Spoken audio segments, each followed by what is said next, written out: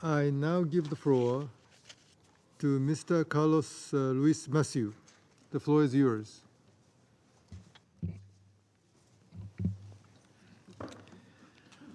Thank you, Mr. President.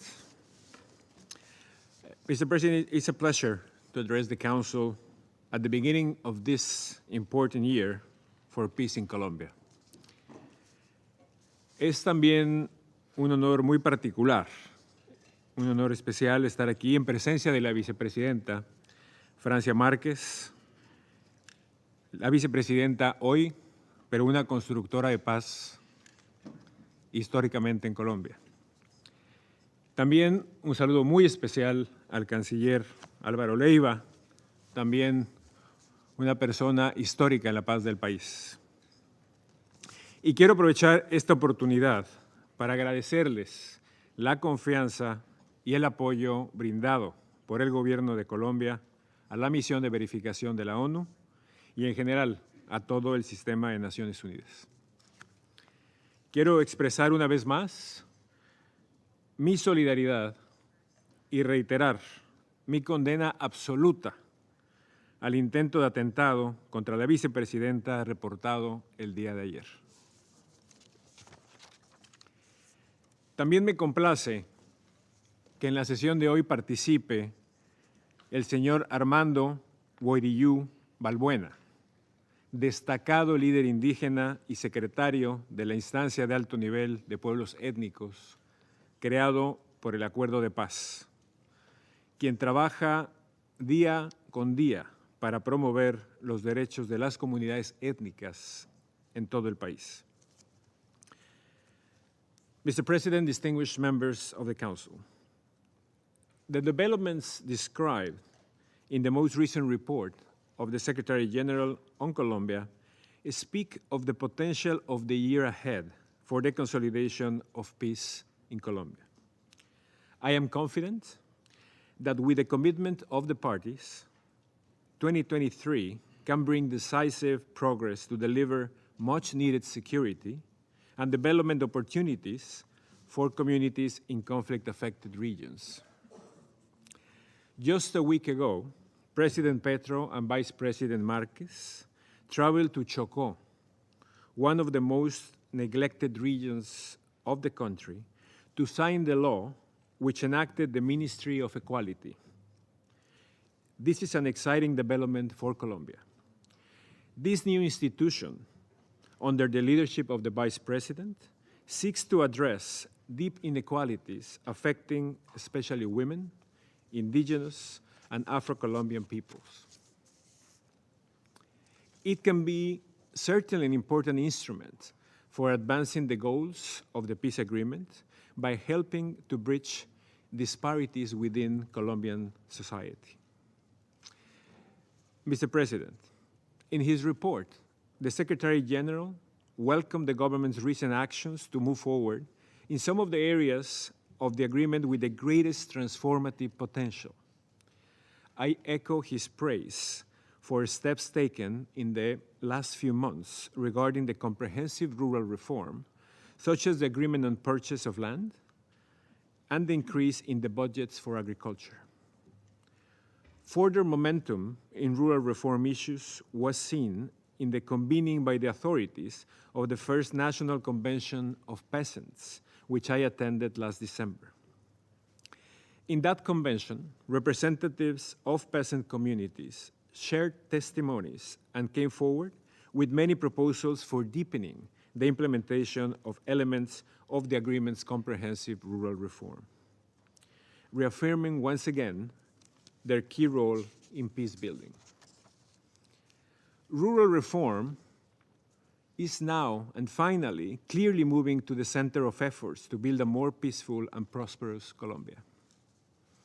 As the Secretary General has reiterated, constructive dialogue between the parties, as well as between the government and civil society, is of the essence. And I am very encouraged by the positive environment that has characterized the past few months within the Commission for the follow-up, promotion, and verification of the implementation of the final agreement, as well as in other fora created by the agreement, and I trust that this spirit will shortly translate into joint actions to overcome pressing challenges so as to move forward decisively. This year is also key to advance outstanding legislation to implement the peace agreement. Victims' representatives in Congress, as well as members of political parties from across the spectrum, will all have a fundamental role to play. Señor Presidente y distinguidos miembros del Consejo, el éxito del proceso de reincorporación es parte esencial de la construcción de una paz estable y duradera, como lo previeron tanto el gobierno como las antiguas FARC-EP en el Acuerdo Final de Paz. En este sentido, saludo el reciente nombramiento de Alejandra Miller, una excomisionada de la verdad y además una defensora de los derechos de las mujeres, como nueva directora de la Agencia para la Reincorporación, que es una entidad clave para asegurar este éxito. Su énfasis en integrar en la reincorporación los enfoques de género y étnico es sumamente alentador. Asimismo, la reciente extensión hasta el 30 de junio de la renta básica, que garantiza el acceso para miles de excombatientes a un ingreso básico mensual, es una medida muy positiva, mientras las partes continúan trabajando de manera conjunta en la adopción de medidas de mediano y largo plazo para asegurar la sostenibilidad de la reincorporación. Para este fin, sigue siendo fundamental garantizar los recursos necesarios para brindar apoyo a los miles de hombres y mujeres excombatientes que continúan comprometidos y comprometidas con su transición a la vida civil a pesar de enormes retos y amenazas.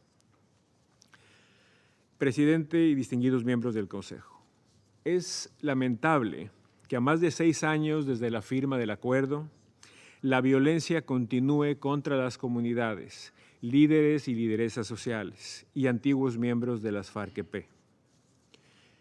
En las últimas semanas han ocurrido numerosos hechos de violencia, especialmente en zonas priorizadas para la implementación del acuerdo.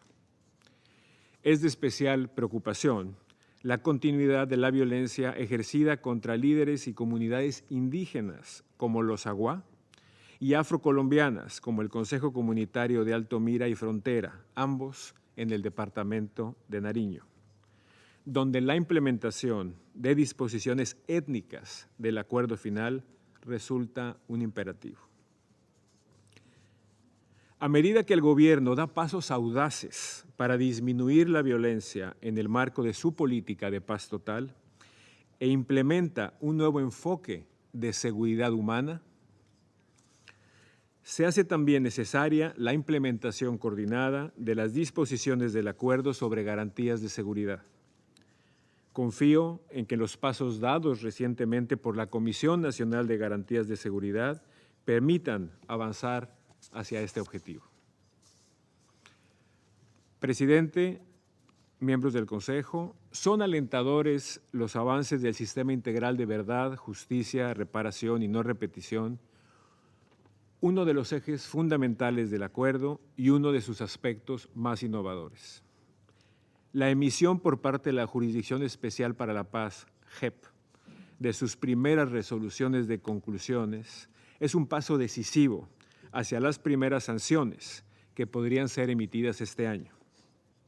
Y como lo señaló el secretario general, las recomendaciones incluidas en estas resoluciones, construidas en un proceso dialógico en el que participaron víctimas y comparecientes, ilustran de manera clara que la paz y la justicia pueden y deben reforzarse mutuamente. La misión continuará apoyando a la JEP y a entidades del gobierno a medida que se preparan para asegurar las condiciones para la implementación de estas sanciones. Mr. President, distinguished members of the Council, while pressing forward with the implementation of the final peace agreement, government engagement with illegal armed actors has continued in the framework of the total peace policy. Last month, The government and the National Liberation Army, ELN, concluded the first round of peace dialogues in Venezuela amid a constructive environment. They plan to hold a new round in Mexico in the coming weeks. The party's decision to reinitiate discussions is widely supported in Colombian society and is valued, especially by communities affected by the conflict in several regions. At the request of the two parties, the Secretary General has agreed to permanently accompany their dialogue process through my presence at the talks. I have been carrying out that role as part of a supporting group that includes the guarantor and accompanying countries and the Catholic Church. The parties have also decided to share with the Security Council documents agreed at the negotiating table.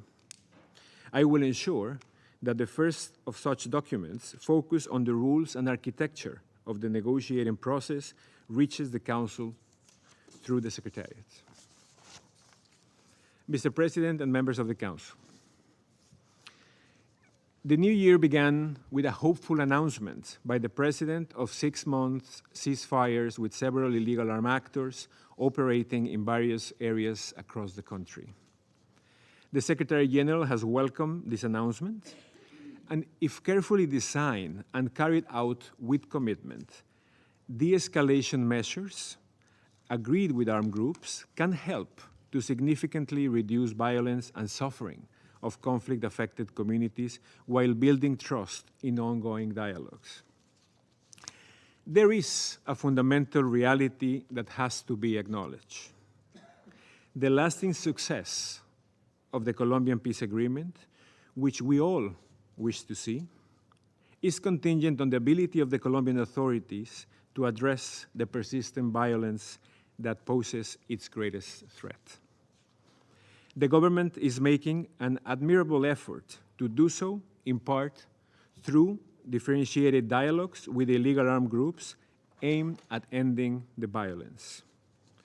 If these dialogues are successful, this would greatly contribute to generate the security conditions necessary for the different provisions of the final agreement to materialize.